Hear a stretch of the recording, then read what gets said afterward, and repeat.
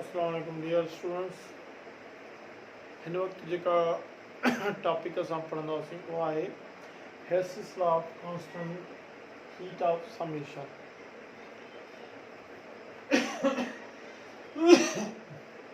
ही पंहिंजी स्टेटमेंट में छा थो ॿुधाए कि टोटल एंथैल्पी चेंज, तव्हांखे ख़बर आहे त एंथैल्पी चेंज जो मक़सदु आहे हीट एब्जॉर्ब भी थी सके थी या हीट रिलीज भी थी सके थी, यानी कि अमाउंट ऑफ हीट एब्जॉर्ब और released of a reaction remains constant, remains same. It does not depend it does not depend upon it does not depends upon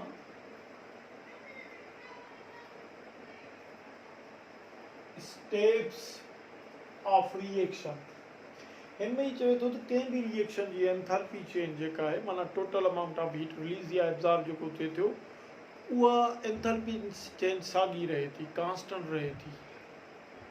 उहा रिएक्शन जे स्टेप्स ते डिपेंड ई कोन थी करे।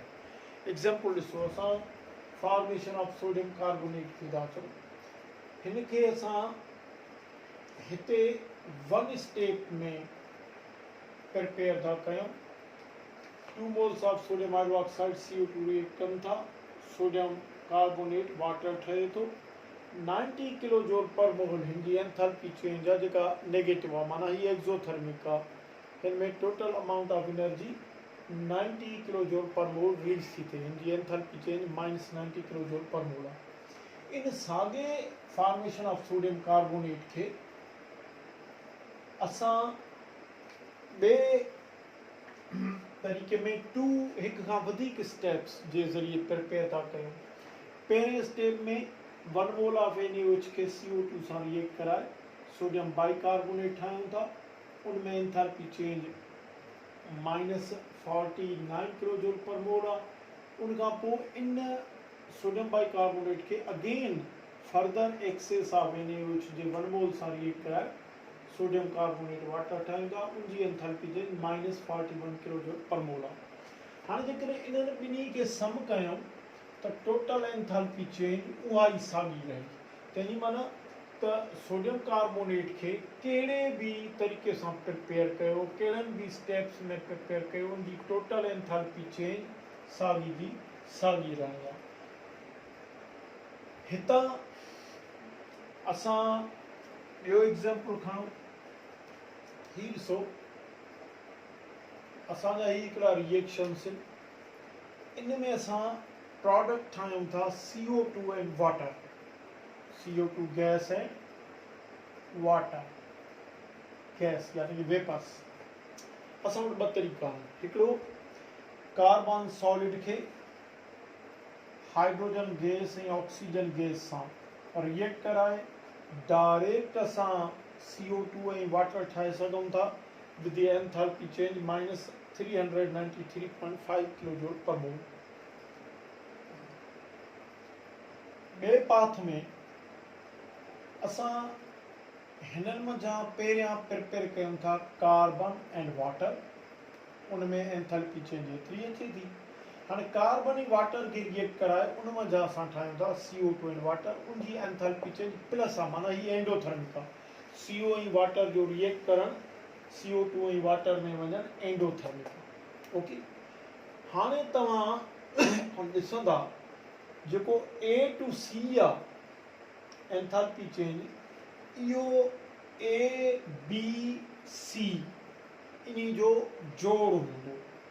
ॾिसो, जेको हिते A to C आहे, एंथैल्पी चेंज जेका आहे A to C या घणी आहे -393.5 किलो जूल पर मोल। ठीक अहिड़े नमूने सां तव्हां जेकॾहिं A to B वञो, B to C वञो, तॾहिं बि एंथैल्पी चेंज ओतिरी जी ओतिरी ईंदी।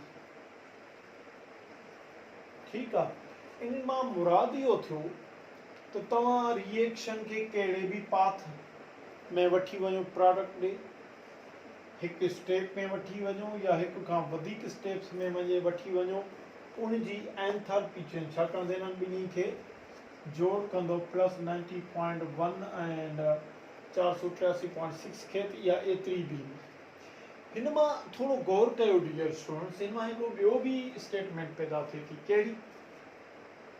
ॾिसो, टोटल एंथैल्पी चेंज जेका हिते आई आहे, हिन रिएक्शन जो एग्जांपल खणो, इहा total enthalpy change in reaction J path में जेके बि ॿिया रिएक्शन्स अचनि था उन जी एंथैल्पीज़ जो सम आहे। यानी कि असां हिन हेसिस लॉ खे हीअं बि बयानु करे सघूं था, हिन खे त टोटल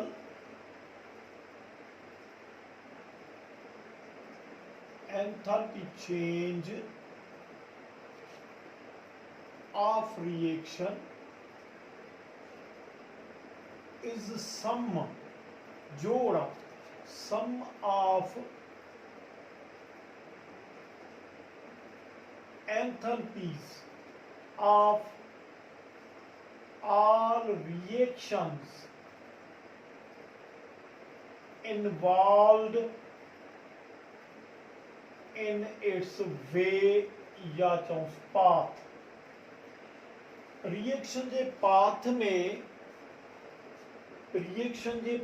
में जेके बि ॿिया रिएक्शन्स अचनि था उन्हनि जी एंथैल्पीज़ जो जोड़ आहे रिएक्शन जी टोटल एंथैल्पी। ॾिसो, सोडियम कार्बोनेट ताईं पहुचण लाइ असांखे ही ॿ रिएक्शन्स करणा पिया आहिनि। इन्हनि ॿिन्ही रिएक्शन जी टोटल एंथैल्पी जेका एंथैल्पीज़ आहे, इन जो जोड़ आहे रिएक्शन जी टोटल एंथैल्पी। त हेसिस लॉ खे असां ये भी बयान कर सघूं था तो total enthalpy of reaction is sum of the enthalpies of all reactions involved in its way और पाथ। हाणे सवाल ये तो पैदा थे तो हेसिस लॉ जी एप्लीकेशन छा है? याद करे छो, हेसिस लॉ स्पेशली जेके ऑर्गेनिक रिएक्शंस हैं वो एक खां वधिक स्टेप्स में थींदा आहिनि। उन्हनि ऑर्गेनिक रिएक्शन जी हीट ऑफ रिएक्शन या हीट ऑफ फॉर्मेशन के कैलकुलेट करण में मदद करे थो। हाणे हीट ऑफ रिएक्शन छा आहे या हीट ऑफ फॉर्मेशन छा आहे, इनमें तो बाद में असां ॻाल्हायूं था। अॻे में ॾिसूं था त कीअं इहो मैथमेटिकली असांखे हेल्प करे थो हीट ऑफ फॉर्मेशन वग़ैरह के कंहिं बि रिएक्शन हीट ऑफ फॉर्मेशन के कैलकुलेट करण में।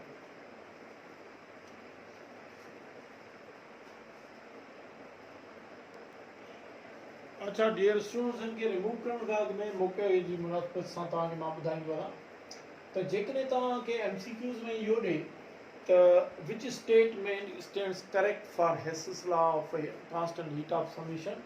ऑप्शन ए में ही ॾे the total enthalpy change of a reaction remains same, it does not depend upon the steps of reaction. यह स्टेटमेंट भी सही है।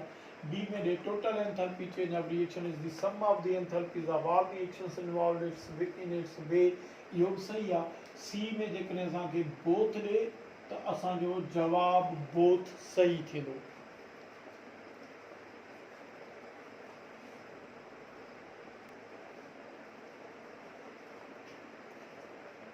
डियर स्टूडेंट्स, हेसिस लॉ जी एप्लीकेशन मां हिकिड़ी त एप्लीकेशन इहा आहे त it helps to calculate mathematically heat of formation of the reaction.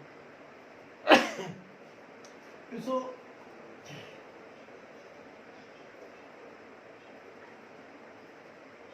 असांखे मैथमेटिकली MCQs भी ॾेई सघे थो। जीअं हिते ॾिठो, कंसीडर द रिएक्शंस बेलो। इन रिएक्शंस मंझां what is heat of formation of methane, methane जी हीट ऑफ फॉर्मेशन केतिरी आहे। हाणे स्टूडेंट सोचींदा हूंदा सब्जेक्टिव तरीक़े में तंहिंजा मेनी स्टेप्स आहिनि, इहो कीअं थींदो?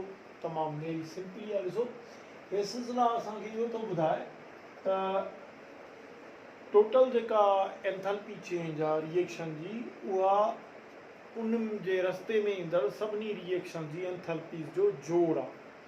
यानी कि असांखे मेन शइ ही मीथेन आहे जंहिंजी हीट ऑफ फॉर्मेशन लहणी आहे। हाणे सपोज कयो असां कीअं लहंदासीं, सभ खां पहिरियां जिते मीथेन आहे, जेको मीथेन जो रिएक्शन आहे, इनमें जेको रिक्वायर्ड कंपाउंड आहे इन ते कंसीडर कंदासीं। ये ऑब्जेक्टिव वे थो ॿुधायां मां।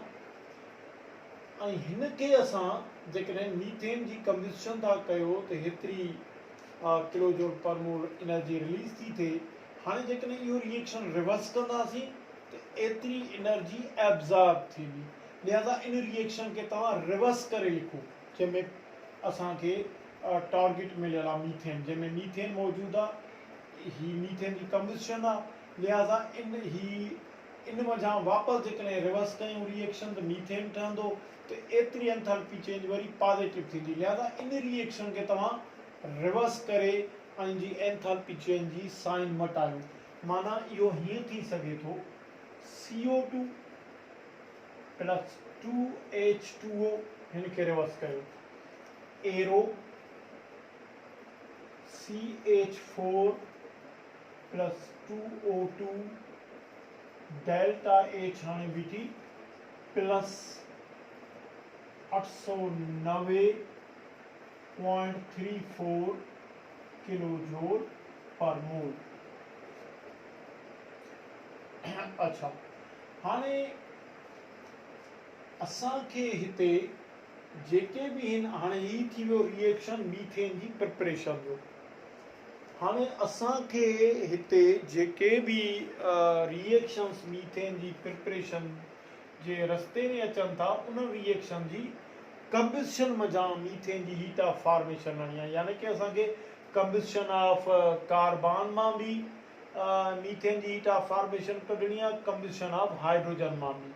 लिहाज़ा असां इन्हनि खे कीअं लिखंदासीं, C plus O2 arrow delta arrow CO2 delta H बराबर 394 किलो जूल पर मोल ऐं H2 plus 1/2 O2 arrow H2O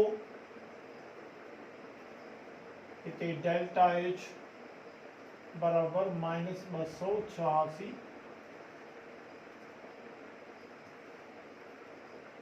kilo joule per मोल।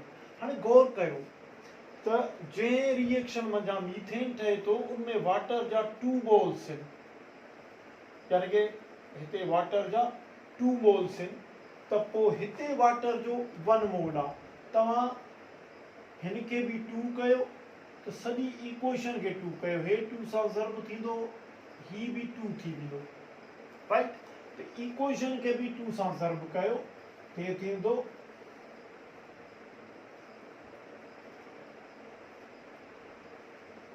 -572 किलो जूल पर मोल, -572 किलो जूल पर मोल। हाणे इन्हनि खे पाण में कयो सम। हाणे छा थींदो,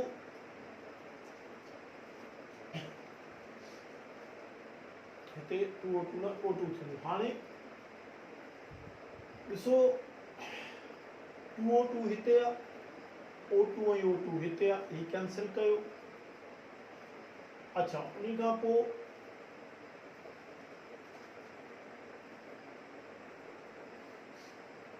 हाणे इनखे तव्हां एनर्जीज़ खे जोड़ जेकॾहिं कंदव त हिते हिकिड़ो मिनट,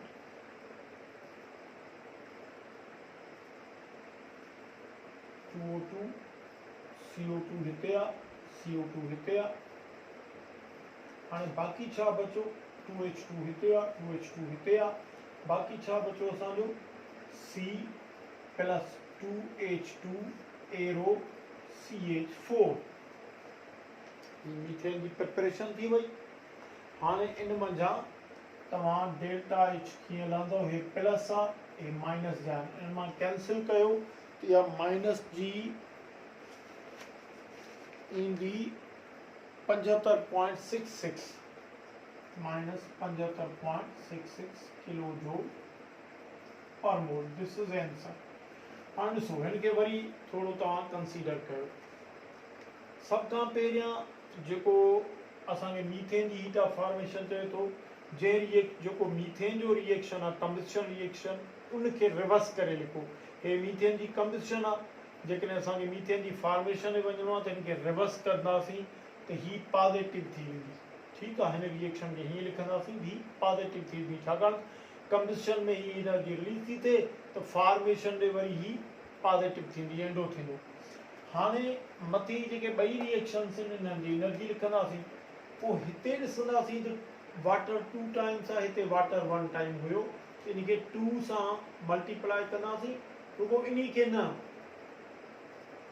हिते बि 1/2O2 खे 2 सां मल्टीप्लाई कंदासीं, हिते H2 खे बि 2 सां मल्टीप्लाई कंदासीं, हिते एनर्जी खे बि 2 सां मल्टीप्लाई कंदासीं। ठीकु आहे, पोइ इन्हनि टिनी खे पाण में एड कंदासीं, जेके कॉमन टर्म्स हूंदा उहे कैंसिल थी वेंदा, बाक़ी छा बचंदो C+2H2 अहिड़ो CH4। एनर्जी जेका बि हूंदी इनखे जोड़ कंदासीं, जेको बि ईंदो इहो मीथेन जी हीट ऑफ फॉर्मेशन आहे। ठीकु आहे।